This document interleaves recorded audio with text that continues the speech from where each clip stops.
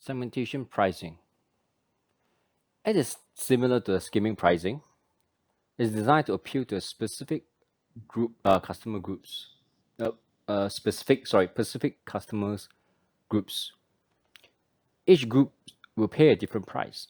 Each group pays a different price.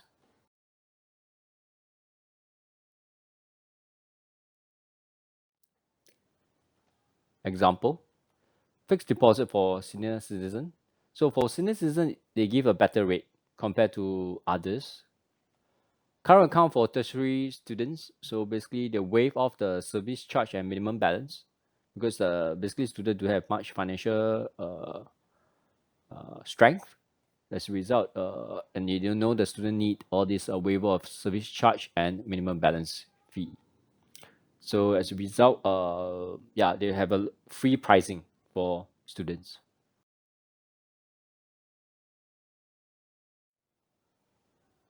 Value pricing is the most customer-oriented strategy. It's focused on what the customer is willing to pay. So if the customer is willing to pay for the perceived value of the service, this is what they're basically willing to pay. So basically, it's based on the customer's perceived value derived from the service. The theory is this: more service equals to higher perceived benefit value, higher value, perceived value. So a higher price can be charged for the higher perceived value. And this is often used for new services.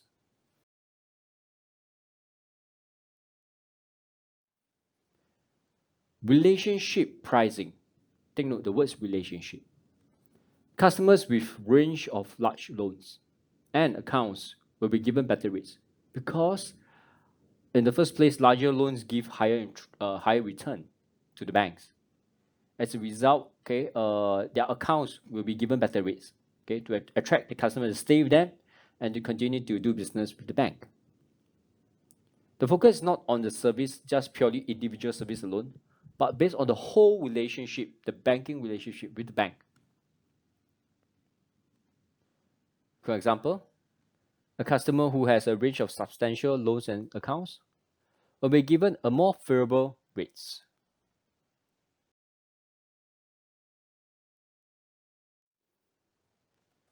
It takes into account the customer pattern of usage of service.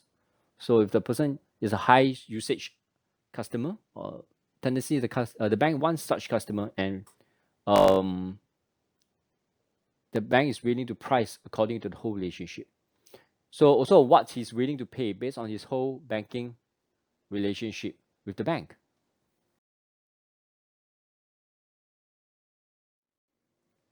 Example, high yield account, UOB high yield account. Customer enjoy high interest rate based on his total banking relationship, okay, with the bank. Relationship combine prevalent market rates of the deposits of his deposits and investments with the bank. So more wealth, if the person have more wealth in the bank with the bank, the tendency is that the bank will give a higher interest rate to attract the customer to retain the customer.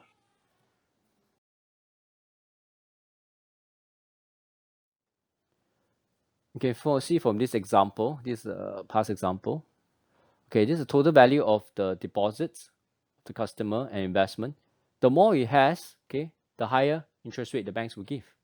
If the person has more than 2 million, you give a 0.3% interest rate compared to below 350K, which is only 0.15%.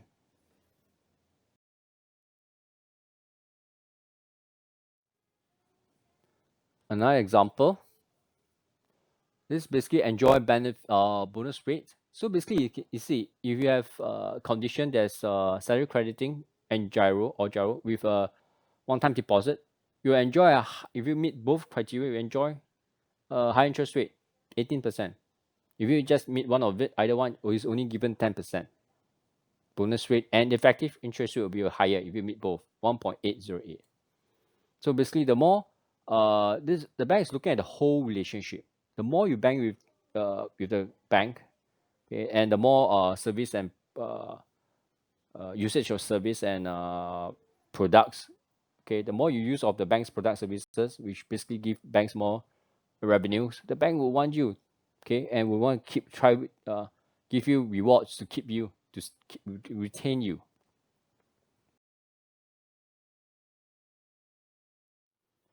Next, we look at tactical pricing.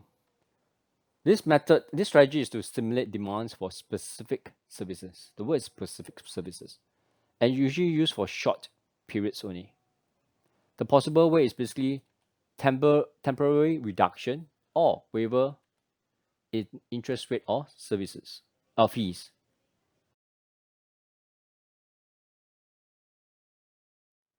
Example, DBS offer a 1-year waiver of annual fee for its DBS Black Card. That's one example.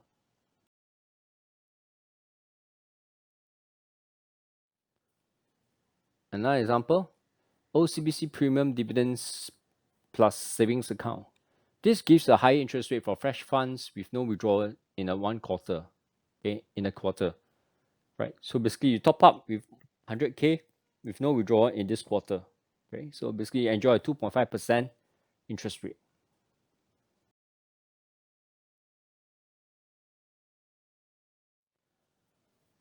Cost plus pricing. Basically, it follows a formula of price equals to profit margin plus cost. It depends on the identification and allocation of all the costs. And this is difficult in real life. It's difficult to accurately identify and allocate all the costs accurately. It's not easy in real life. As a result, it may not result in the price that will generate sales.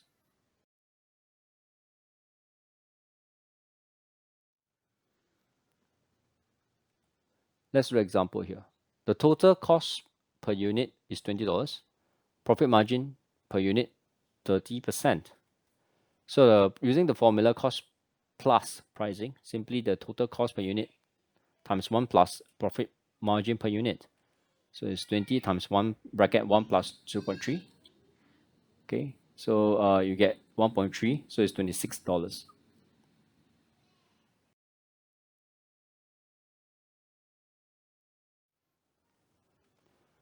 The total fixed cost is 500K and the profit margin per unit is $20. So the break-even point, the units is basically fixed cost divided by profit margin per unit. So 50K divided by 20, so it's 25K units. Okay, so basically the bank need to sell at least 25,000 units in order to break even.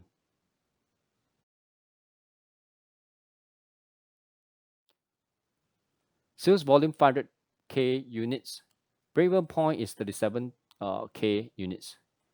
Okay, the figures are different. Okay, please take note. Okay, they are not the workings are not related as a whole as flowing down. So here and there we do have you may find some, basically they are not related. Each of the workings are not related to one another. So you see the figures are different. The margin of safety units is basically sales volume minus break-even points, because of 50K minus 37K gives you 13K.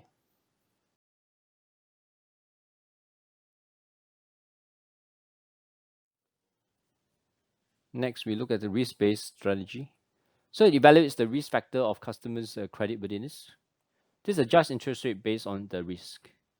So the lower risk, it basically means the bank will charge a lower price. So less risky customers does not substitute the cost of credit for more risky.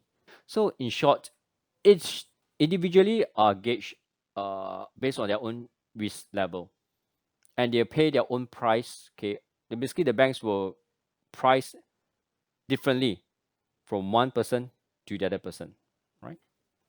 So markets will in this market new and enhanced credit facilities to customer with good credit standing, and the banks do like customer with good credit standing because they know this customer has high credit worthiness and tend to pay back the debts.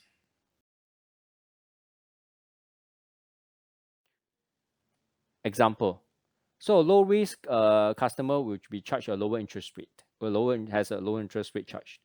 So look at person A and B. Person A is fully secured, low risk. As a result, you charge a lower interest rate at 2 to 3%.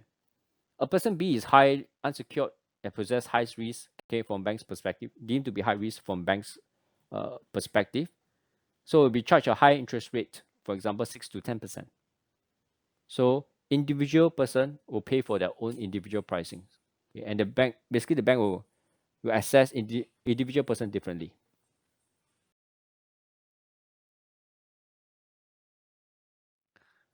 Conclusion: pricing strategy, they balance the demand placed by both the internal and external factors. So basically, there's a lot of things they need to look at, both internal and external, and no, just purely by just look at internal factors. There's so many players or actors factors that moving on. There are a lot of moving parts, okay, in this big ecosystem.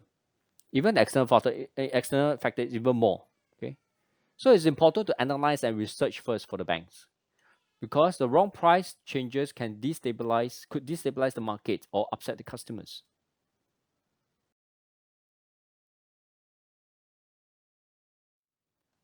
Strong interrelationship between pricing and the other elements is there's a strong relationship between pricing and all other the other three P's.